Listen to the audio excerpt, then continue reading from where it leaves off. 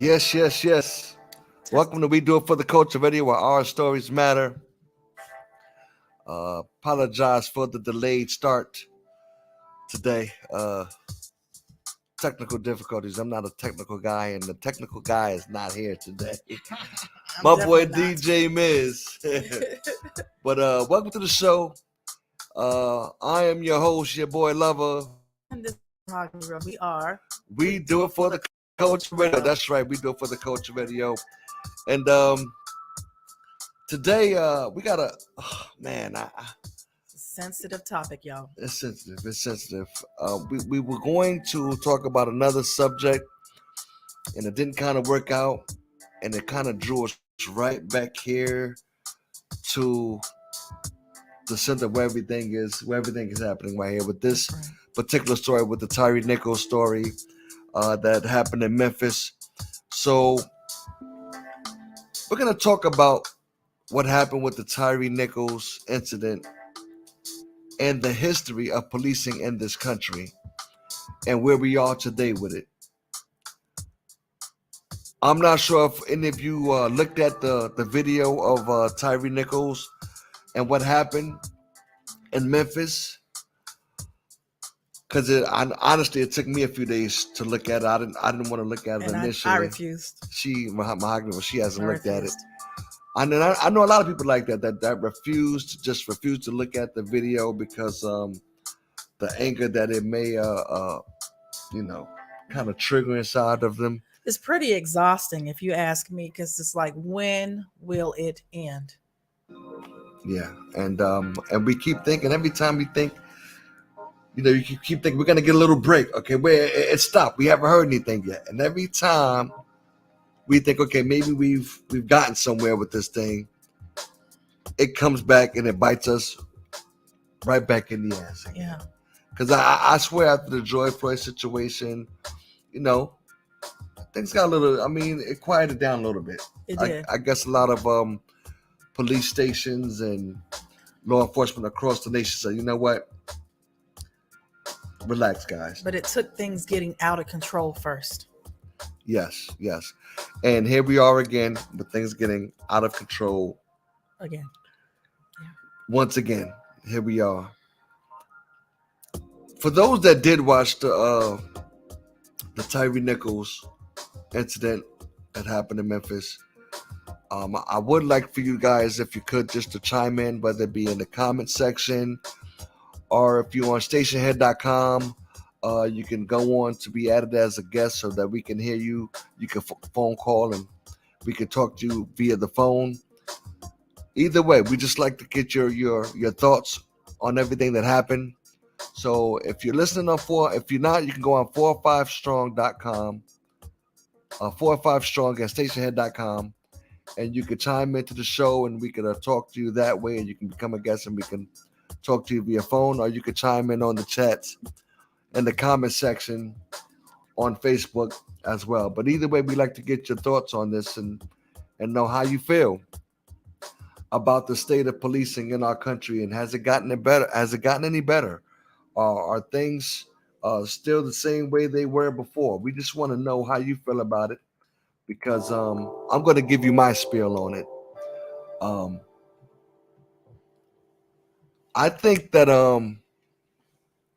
when I looked at the video, let me just go back to the video. When I looked at the video, and I understand now that we still don't have a definitive answer as to why this young man was stopped. There's no definitive. They still have not yet said what he did wrong to have him to be pulled over in the first place. What was the probable cause? Right. And we don't know what the probable cause was for him to be pulled over in the first place. Only thing we keep coming back to is that he got pulled over. So, from what I understand about this young man, is that he is a very laid back young man. He's innocent. He doesn't really get into any type of trouble like that. He doesn't have a history. Now, in the past, where people have gotten into the trouble, they've always been able to say, okay, let's look at his police record, and the police record has been able to be used against them. And in this case, here we have a young man who had just a regular lifestyle, no history of criminal activity. So now I'm in a situation where you can't use this man's background or his criminal background against him because he doesn't have one.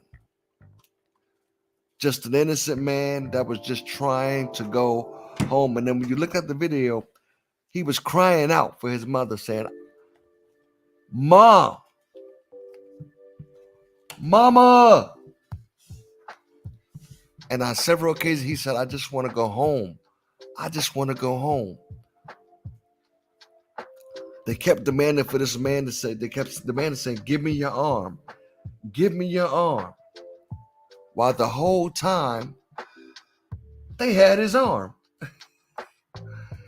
So they said that there was over 73 demands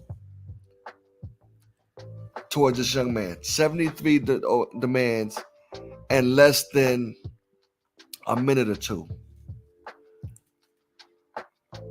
You know, most restaurants can't even handle 73 demands Right.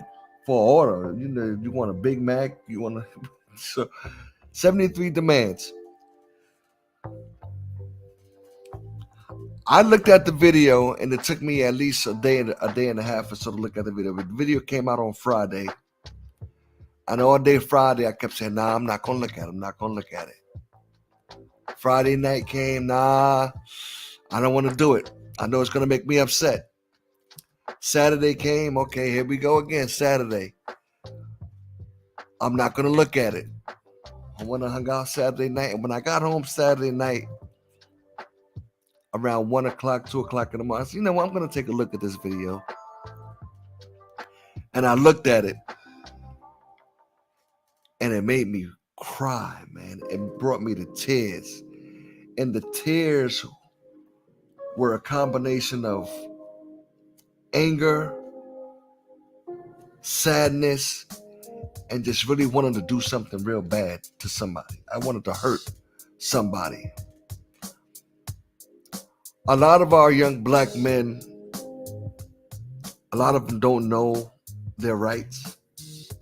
I'm not saying that this had anything to do with him knowing his rights at all, but I'm saying a lot of times we don't know our rights. And because we don't know our rights, sometimes we can create probable cause that can cause us to get pulled over.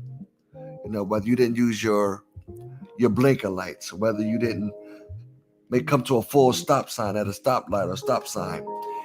There's so many things that can be used for you against you as probable cause.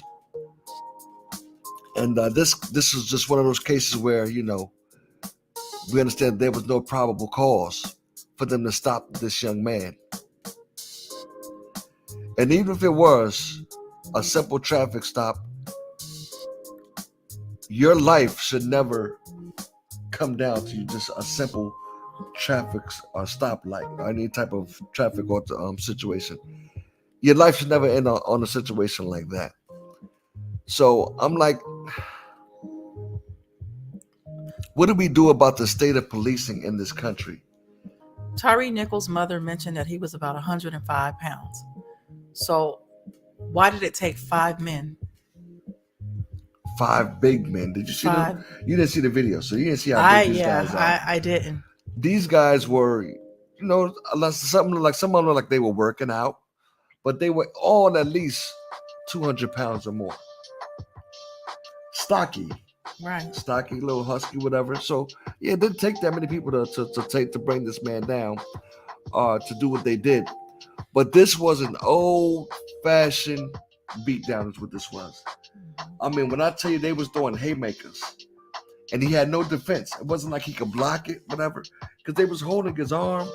Yeah. So they were just throwing haymakers, boom, boom, kicking him in the face. Then I seen that one cop had the club, and he's clubbing and he's clubbing and he's clubbing this guy. His knees, his face. It's like they didn't care. Right. Where they hit him at. They didn't care about his head. They would hit him with the knife, the club. Wherever like, it landed. Yeah. Wherever it landed. Like, what the? There's still piecing this story together. But relieving someone from duty is not firing them. Well, it said that I think they were all together. There was like 7. I think 5 got fired and 2 got suspended. Because the EMT was one of the ones that either relieved or fired as well. I'm really not sure. Wow. Okay. Yeah. Okay. So, and that's another thing. A lot of times when these cops get fired, yeah, they're able just to go to another police station and just continue their career at another whole police station, whatever. There needs to be something in this country where if you get fired as a police officer, this thing goes on your record. You're blackballed. You're blackballed, and you cannot get hired at another police station. I agree. So for them to best be able to say, okay, I got fired here. That's okay. I'm just going to go to this police station here, and they're going to hire me. Right. We got to stop that. If the person was fired, that means they was fired for a reason. They should not be able to be hired as a police officer anywhere else in the country. You know, I just kind of wonder what these cops were thinking when this man was in the hospital. You know, he died 3 days later. Mm-hmm. But my thing is, were they hoping that he died? Were they hoping that he lived? Was this personal? I mean, I'm hearing rumors that this was, as it's being pieced together, that this was personal. I'm hearing that as well. I've heard a few stories where one of the gentlemen had a problem with him because he worked at maybe a FedEx with his ex or his baby mother. Right. So I'm hearing that too. I'm not sure if that played a part in it. And because I don't know how true it is, I don't want to really speculate on it. Exactly. But they are saying that was the whole reason for it in the first place. Whatever. It was somebody, and they said not only that, they said one of the police officers sent a picture of this guy being beat down to the girl. Yeah. Saying this is what we did to this dude. Yeah. This is what's gonna happen when somebody tries to talk to you. It may not even been their intent to kill him, but he died. Fact of the matter is he died. And for this mother to walk into a hospital and her son is irrecognizable, face swollen, head swollen, body just, there was gashes on his neck and bruises all over his body. I can't even imagine how that mother felt. I am a mother of 2 sons, and I just cannot imagine walking into a hospital and watching my son live his last 3 days of his life because of somebody else feeling the need to take my son's life. Yeah. And whether it was intentional or not, you know, your actions were not called for. And I want to say this to all black men out there. And I know you're going to be like, I know the kickback I'm going to get from this, but I don't care. You have the right to protect yourself from any man, including a police officer, if that police officer is doing harm to you unjustly. You have a right to protect yourself by any means necessary. And that is even including a police officer. I'm not telling you to go out here and just fight police officers. No, I'm not saying that at all. But anytime you feel like your life is in danger with anyone, including a police officer, you have the right to protect yourself. There's an old saying that says, I would rather be judged by 12 than carried by 6. I'm going to protect myself, and I'm going to worry about the consequences later. You're not going to beat me to a pulp, and I'm just going to, you know what I mean? No, hell no. Somebody's got to feel this pain along with me. One of you guys, if it's 2 or 3 of you, one of you officers are going to get this work. Somebody going to feel my pain. That's what I have to say about it. What do you say? No, I was just laughing. These police officers feel like they are protected by the badge, and it's like they are sworn into their positions to serve and protect us, but they're not protecting us. No. And it's too many times where we are having coming back to this conversation, revisiting this over and over again, taking the lives of African American women, African American men, and just people in general. And it's just not fair. So where do we go from here? What do we need to do so that we can make sure that the people that we have hired on to sworn in to protect us, that they actually do their job? I said throw the whole system away. It Just throw the needs whole to be a system new away one. and do all over again. That's it. From the ground up. From the ground up. Forget all the reform, all that. Just throw the whole system away and start from the ground up.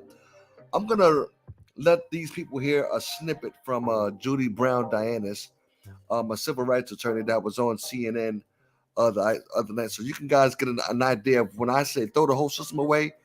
This is what I'm talking about, because the history of policing in general, the foundation of it was founded on, just bad seed. Okay, so I'm gonna play this snip real quick. Let me see. To share their insights, the executive director of the Advancement Project, Judith Brown Dianis. Now the politics have completely shifted. From spending so much time reporting on these issues. Here you have another tragedy. You could, right? And once again, those responsibilities are going to fall on the backs of police chiefs who are constantly stressed to do more. But I believe our In the past, I'm just trying to get south to of the states to or the. in cities that turn out to be the shining examples. And you say, everybody says, let's copy that. sure. We see the fact Washington's role should be. So here's our there it problem, is. is that the foundation of policing was wrong from the beginning, starting off with slave patrols, moving into the way in which they controlled civil rights protesters in the 60s and 70s. And so the foundation and the DNA of the system is wrong. And so we have to be thinking about not reimagining policing, but reimagining safety. How do we stop the interactions with police? Over 1,000 Americans are stopped by the police every day in a traffic stop. There are cities that are saying, no more. We're taking police out of that. We should take police out of mental health incidents. And so we're able to provide safety in a different way, because those of us in the Black community, number one, knew Black cops bleed blue, that they will do this to us just like everyone else, that this isn't just about death, but it's about the daily terror that Black people actually encounter because we are hyper policed. And so the deaths are one thing, but every day Black folks are actually experiencing this. And so what we have to see is a difference in how we create safety. Why are we criminalizing people who are homeless? Why don't we give them a home? Those are the kinds of things that the Black community would prefer to see instead of getting more police. President Biden, 100,000 more police. We don't need them. We need to change the way we think about safety. And so as you try to do that, you see the debate already. There you go. It doesn't get any simpler than that. Right. Just changing the way everything is done, the safety of people. Because, the history of this country when it came to policing had nothing to do but with Black people. That was it. That's where the history of policing comes into play. It's policing Black people and no other reason. Now, of course, that has expanded over time and stuff like that. But the history of policing, when it started, why it started, was all about us. We were always public enemy number one. We're conditioned to fear the police. Oh yeah, there's no reason why we should see it. I mean, you know how many Black people that have done nothing wrong, but see a policeman on the side of them on the road on at a stoplight, in front of them, behind them, and they're clenching their steering wheel, Right. just out of not even done nothing wrong, but just out of fear of this guy may pull me over, just for no reason at all. Mhm. This guy may be just looking to find a reason to pull me over for no reason at all. Now, Absolutely. this guy's supposed to be sworn to protect me. I shouldn't be Yeah. fearing this man for no reason. That's it. I should be thinking, oh, I'm good. There's a cop next to me. Yeah. That's it. That's how That I'm is- supposed to that's- be That's feeling. not how I. That's not how I feel. That's not Even how as I feel. I don't feel that way when I see a cop. No, I don't. But that's the way I should And feel. I know I'm doing the right thing. Right. That's the crazy part about it. Your stuff is correct on your car. Everything is good. You got your insurance. Your registration's right. And yet you still have a sweat bead on your head. Driving the speed limit or Everything. even under it. And still, when I see a cop, there's that fear. There's that fear. And that's not the way It should not. it should be. It should not. I've had my share of experiences with police back in the days growing up. I was a victim of police brutality. And I will say this, I'm just gonna man up. Was I in the wrong when it happened? I absolutely was. We was on some yachts back in the days, me and my homeboys, and we were looking for flare guns because we were not yet in a situation where we can actually get a real gun.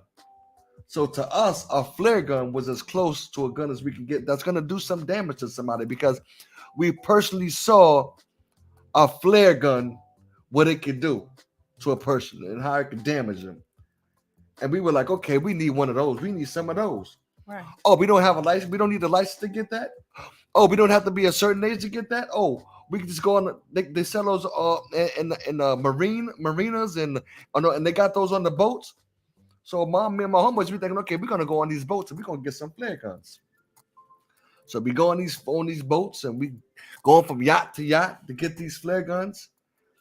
And I guess somebody saw us and alerted the police, and they came. And when they came, they beat me and my homeboys to a pulp. A pulp. I mean, they were trying to kill us. They were literally trying to kill us. I can remember in my case where I saw the police, I could see the flashlights. And I said, okay, Calvin, the police, he's down there. If I can make it to that ramp and get up, I can escape. I can get away from him. I can beat him on that ramp. So I make a run for the ramp. He sees me. He starts coming up the ramp the other way. So the ramp goes like this so he can go out. Right. I'm running up the ramp. He comes up the ramp. He catches me right at the top. Hit me with the flashlight. Boom. I go tumbling back down the ramp. When I get down to the ramp, I'm thinking he's going to come. He's going to arrest me. He doesn't arrest me. He kicks me in my face. Boom. So now I'm thinking, okay, bow. I reach up, thinking, okay, if I reach up whatever here, you can arrest me. He kicks me again. He kicks me into the water. So now I'm in the water. I was always a good swimmer because I started learning how to swim at a sleepaway camp. Right. So I'm in the water. And so I'm thinking to myself, it's crazy how I can remember exactly what I was thinking at that moment. I'm thinking to myself, Calvin, act like you're drowning. Maybe he'll come and he'll try to save you. Right. So I put them up. I put on the act. Right. He doesn't come in to save me. He's literally waiting for me to drown. He's sitting there and he's watching me, waiting for me to drown. So I said, okay, Calvin, this ain't working. Just go to the dock, whatever, and try to get up, whatever. I swim to the dock and I go to try to pull myself up and he kicks me in the chin. Boom. I fall back into the water. Now I'm thinking he's going to help me get out the water. I'm like, I'm done. I'm just trying to get back on the dock. Let's proceed. You can arrest me, do whatever you got to do. He kicks me back into the water. Another cop comes and says, what are you doing? What are you doing? Pulls the cop aside. He helps me up. Wow. So while he's helping me up, I'm thinking this guy, the good cop, bad cop. I'm saying there's a good cop. It's like, listen, you didn't help me. Please help my homeboy over there because I can see from afar they're putting the beats on my homeboy Peanut. They hit him. They hit with the flashlights, the back of the guns. They're beating. They got him handcuffed and they're just beating him. And all I see is he had a white tank top on. All I can see is blood Oh my God. wrench, just whole tank top covered with blood. And I'm telling my homeboy, listen, you just saved me, homeboy. Please help my homeboy, please. They're gonna kill him. He said, son, you better worry about yourself. And they handcuffed me, bring me to the car, whatever. But my homeboys got beat down to a pulp. The guy was trying to kill me. So I've been a victim of it. I know what it's like, but I'm telling you, I was definitely in the wrong. We were doing wrong when it happened. But it doesn't mean our lives should have been in danger. That's you know what I'm it. saying? That's exactly right. So that's, I've had my personal experience with it. I know how these guys are. These guys have a very superior complex. And they think that, they can't be touched. Yeah, that's exactly right. The police in this country are a part of the biggest gang there is. Mhm. They're the biggest bullies. Biggest bullies, easily. For me, I'm just gonna be honest with you. And this may come back to bite me in my butt because I do plan on running for Congress, but I don't respect the entity of the police. Mhm. I just don't. I don't have a reason to. Mhm. I've seen what they Not do. until some changes take Yes. place. I've Absolutely. seen more bad than good. That's not a good situation. Whenever you see more bad than good from the Mhm. police, that says a lot. Right. I've seen more bad than good, and I don't have a lot of good things to say about the police. I don't respect them. I have one of my homeboys that's a friend, whatever. I remember me and him getting into a discussion because he knows how I feel about the police. And I told him, I said, listen, one day I said, you are a policeman. There is no honor in what you do. There's no honor in what you do. You are part of the most corrupt, crookedest organization since the beginning of its time. That's what the police are. Yeah. A corrupt, crooked organization from the beginning of its time. And I don't honor them. I don't believe there's any honor in being a policeman. And that's saying a lot. And I'm probably saying this, whatever, a lot of people don't agree with me, but that's just my opinion. It's just the history. It's the history behind it, and there hasn't been too much that has changed, except for the fact that we're not slaves anymore. I mean, that's the only thing that's changed, but we're still pretty much treated as if. Let's switch gears a little bit. These African American men, they are going to get in trouble. They are going to be convicted, but and that's and they should. But just think about all the other incidences where there are white police officers that are brutally beating African Americans and killing African Americans, and a lot of them just getting a slap on the wrist. Well, my boy Brian Big Dooms, he says they didn't have the complexion for the protection. There you go. If There they you were go. another complexion, they might have had more protection from the union.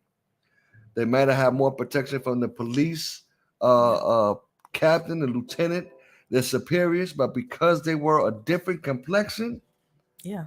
they didn't have the protection, and they were fired right away. You've never seen a policeman fired that quickly ever Mm-mm. for a situation like this. But because they were a different complexion, they didn't have the protection. They were fired immediately. And the timing was just right for them. It was wrong, but it was just right for them because all these different incidences, they need to make an example out of somebody. And here these five guys coming along, and they kill one of us, and now they're going to make an example when they should have been making examples many, many, many years ago to put a stop to police brutality. Period. Well, I was scheduled to do a speaking engagement before COVID happened. I was already scheduled. I was to do the speaking engagement, but because of COVID, I was not able to make the speaking engagement. I wasn't able to do it. It got canceled totally, and I still have a snippet of this, presentation that I was going to do. And if it's not too much trouble, I'd like to read a little bit of. Is that okay with you? Oh, absolutely. Go ahead. Cool. I'm going to go over a little bit of this presentation that I had written out, whatever, because I was scheduled to do it before COVID and I never got a chance to do it. So I'm going to share with you guys when it comes to policing in this country and the history of it. I'm going to call out a few names, and as I call out these names, you can feel free to repeat them with me, okay? And just give them the respect that they deserve. Alton Sterling, Alton Sterling, Stephon Clark, Stephon Clark, Philando Castile, Eric Gardner, Eric Gardner, Tamir Rice, Tamara Rice, Michael Brown. Michael Brown. Now, those are just 6 of the more recognizable names of over 400 unarmed black men that have been killed by policemen over the last 5 years. Now, these statistics don't include the current year of 2023, which would actually make those numbers higher with the killings of other people like Breonna Taylor, George Floyd, and others. They also don't include those who have been killed in police custody like Sandra Bland and Freddie Gray. The killing of unarmed black men has become an epidemic across the board. And no, this is not a community issue, as some have stated, but it is a country issue. And unfortunately, police accountability has been at a minimum, with a troubling trend of police officers either being acquitted or no charges filed against them altogether. Now, here's the thing about this right here. These police officers are part of a systematic problem, right? Absolutely. Absolutely. That needs to be governed accordingly, and starts with our judicial system. This is where it starts, with our judicial system, folks. So let me go on here. It says, policemen are civilians, normal, everyday civil servants, just like you and me. Literally, just like you and me. They're no better. They're no better. They're not federal, nothing. They are civil servants that are sworn to protect and serve and to uphold the law.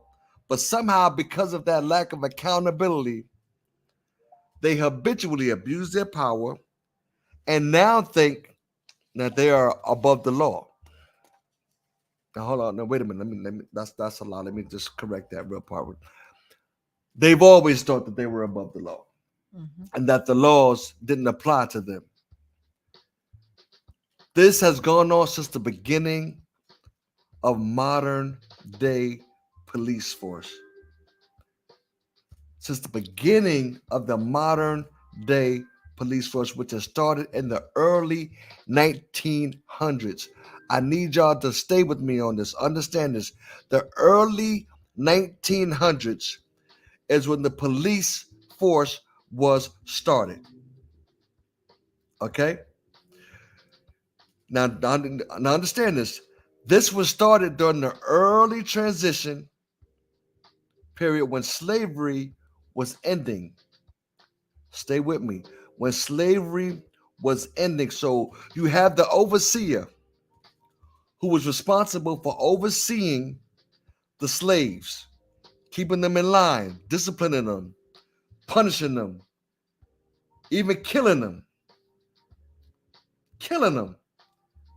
just as they do today, killing us for whatever reason they deem fit. So now you have this overseer job that's expiring. His job is expiring because slavery is over now, so the overseer job is expiring. Because he would no longer have slaves to watch over. So they create a new position. And this new position is called the officer. And one of the definitions for the word officer is a person appointed or elected to some position of responsibility or authority. Now you have to understand that without slavery, the overseer now becomes the officer. So what I need y'all to understand is this. The police officer was never created to oversee anyone or anything but us. That's the only reason for their creation, was to oversee us. And this is why to this day, like I was telling Mahogany Rose, we are public enemy number one. This is why they treat us the way that they treat us and expect to get away with it. Now, the real problem is our judicial system. Our judicial system has endorsed their behavior by, by implying that what they do is acceptable. Society has also endorsed and it covers their behavior by supporting them blindly, no matter what. Or should I say, turning a blind eye when it comes to us. So society and the judicial system is also just as responsible for the way our policemen act in this country. No, not all cops are bad. You know, a few good cops at all? I do. Okay. I know a few good cops as well. I know I do. Mike Martello, Tony Nieves, Wayne James, Aaron Williams, Richard Conway, Brian Oliver, just to name a few, are all good cops that I know personally. But to you good cops, as Chris Rock would say, where are you when your comrades are killing innocent people? Where are you when your fellow police officers are abusing their power, physically assaulting citizens using excessive force? Where are you when your fellow police officers or your fellow gang members in blue are killing unarmed black men, like Shavon was when they had his knee on him? They had his knee on this guy's neck for almost 9 minutes. No need to answer the question, y'all, because I know exactly where you are. You're right there beside him. You're right there beside him doing nothing. Right beside your fellow police officer. So what makes you good? I heard people say all the time, there's some good cops out there. There are. You know, they say one bad cop doesn't speak for all cops. But I want to know, where are the good cops when your bad cops are doing dirt? Where are you good cops when your bad comrades, your bad cops are killing people, using excessive force, abusing their power? Where are you if you're the good cop? So that makes me ask the question, what makes you good? What makes you good? I apologize if y'all thought I was going to come and be politically correct here. But that's just not me. You know, that's not my flavor. In the words of Tariq Nasheed, every black person in America is one police stop away from being a hashtag on Twitter. We need police officers who have integrity, who are not afraid to speak up and speak out against their fellow police officers and tear down those blue walls. Because if not, you're no better than the common street gang or the mob organization that refuse to snitch. Enough is enough. We need change. We have to demand that our judicial system take action on police reform and protecting our civil rights. I went to I remember I went on a cruise a few years back, and we went to the Cayman Islands. When we got off the ship, we were looking for this place to get some Kama Sutra tea, and I asked the police officer for directions. And I remember it was a few of us, and the policeman started. He said, you know what? I'm just going to walk you over there. I'm going to come follow me. Okay. And I didn't know that he was the captain till one of the other police officers walked up to him to speak to him. Whatever. He was the captain. Everybody we walked by that lived out there in the Cayman Islands spoke to this man. They just spoke highly. Hi, how you doing? He was respected. Yeah. And but I noticed that he didn't have a gun. And I said to him, officer, excuse me, I noticed you don't have a gun. Why is it that you don't have a gun? He said, the police officers here in this country, in this island, we don't carry guns. He said, we believe that carrying a firearm or carrying guns create a hostile environment. He said, I remember this is the exact words. They create a hostile environment. He said, Let me tell you what he said. He said, the people on this island, he said they know that we don't carry guns. So when they call us for a situation, they already know that we don't have a gun. And by them knowing that, it makes us be able to handle things a lot more peacefully. Right. And I was surprised that That's a deep. police in another whole place, but they don't carry guns. Wow. I'd never seen that before. I couldn't believe it. That goes to tell you a lot about us here in the United States. It does. We're hostile. Yeah, you know what I mean. Yeah, I mean, he said the police are here to keep things in order, to keep the peace. Everyone is respected on You this said that was a island. Cayman? Cayman Islands. Wow, we were there. He said That's long ago. everyone is I didn't know respected that. on this island. He said they can be intimidating. He said guns can be intimidating.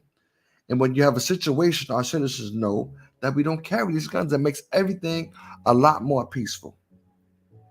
And I was like, wow, that was woe to me. Wow. To know that they didn't carry no guns. But I'm not the turn the other cheek kind of a guy. It's never been me to turn the other cheek. I just don't do that. I'm not a praying and marching and hope that things get better type of guy. I know a lot of people feel like, hey, we need to go out here, we need to march. We're gonna march and we're gonna ask for this and we're gonna ask for this. I don't believe that they really get results. That's just my opinion, Mahogany Rose. I don't believe praying is gonna get results. All these things that we've been doing for over 300, 400 years, and we're still where we at. I don't believe that that's I don't believe that they get results. That's all I'm saying. I believe you gotta give respect to get respect. That's true. That's true too. And these officers, a lot of them do not give respect. Sometimes they come at you with disrespect. Not only that, they don't even know how to de-escalate situations. They come and they just they make the situations, they escalate the situations. I do feel that protesting does help. I do feel it does. Okay. But I also feel that violence begets violence. So when you got these officers that's coming to the protesting and they start, violence, then the people that are there protesting, sometimes, like I said, violence begets violence. And it doesn't make it a good thing. But when it's a silent protest, a quiet protest, and you have people that are speaking on behalf of the families that have lost their loved ones, I feel like that does help. But when you got people out here looting and tearing stuff up, that's not a good thing. Yeah, but when they're out here looting, they tearing stuff up. I mean, they're doing what this country was founded on. This country was founded on violence. So it's not like they what they doing something that's they doing what they conditioned and taught to learn. Look at the Boston Tea Party. Look at the, I mean, this country was founded on these type of things, burning shit, looting, killing motherfuckers. This is what they was founded on. This is what we know. It was taught us in the history books. You know what I'm saying? So it's like, listen, man. Has anyone out there ever been a victim of police brutality at all? Because like I said, I have. I've been a victim of it. You know what I mean? My civil rights, I can honestly say, as a grown man, has never been violated. But does that mean I should be silent?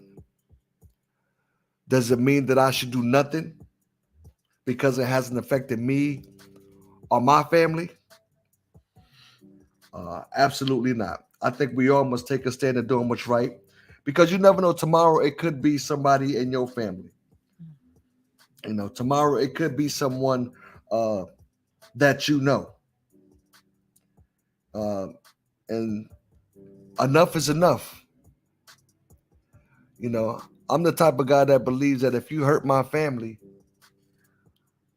I want to hold court in the streets. I'm the type of guy that believes if you hurt me or my family, It's time to ride down that cop's street. Forget all that other stuff, whatever. No. If you could break the law and you could hurt me or my family or do something to my family, but then that means a law don't apply to me either. That means I'm going straight after you. I'm not worrying about the court systems. I'm going straight down your block. I mean, I'm trying to hurt you or somebody in your family too. It's very unfortunate. A lot of times, the court system doesn't work for us. That's what I'm saying. Yeah. So if the court systems are still are not going to work for us, then that means we got to do what this country was founded on. There's no real fairness when it comes to the court system. Police ourselves, for that matter. Police ourselves, for that matter. But I think enough is enough when it comes to people just abusing their power, using excessive force, abusing their authority, hurting people, killing people. I'm telling you, protect yourself. You have a right to protect yourself if someone is trying to hurt you or do you harm, and that includes a police officer. Again, I say, I'd rather be judged by 12 than carried by 6. It ain't happening on my watch. You know, we got to get out here and we got to stop asking for stuff. We got to start demanding it. We got to let them know that we mean business.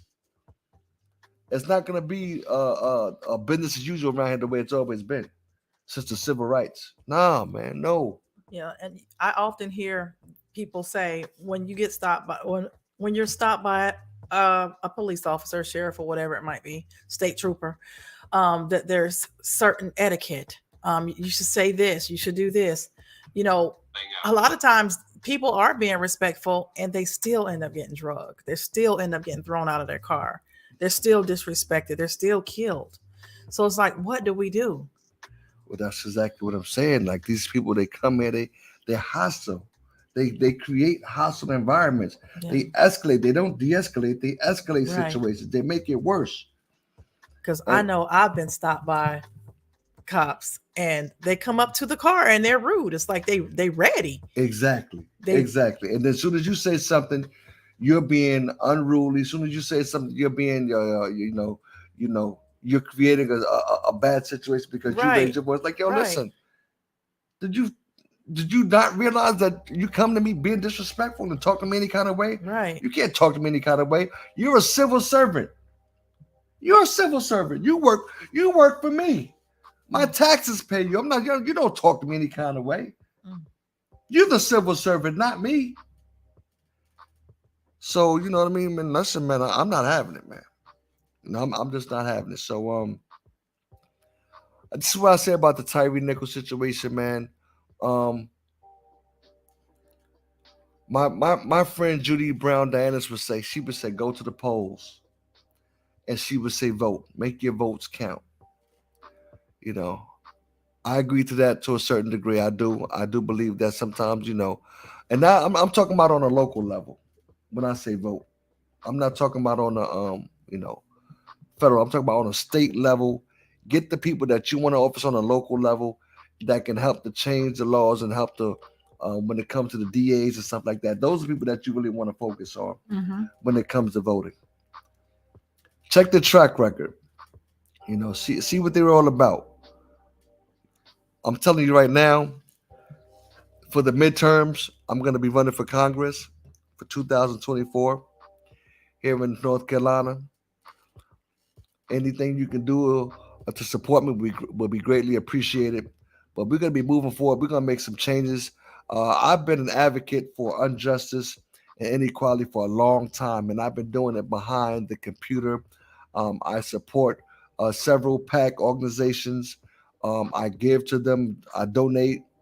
But I want to be more on the front line. And because I want to be more on the front line, you know, I'm trying to get into Congress so I can help make real change in this country and turn some things around. So be on the lookout for that. To the Tyre Nichols family, man, keep pushing, keep your head up. We're all out here for you. Keep going on. Anything you guys can do to support the family, try to do it.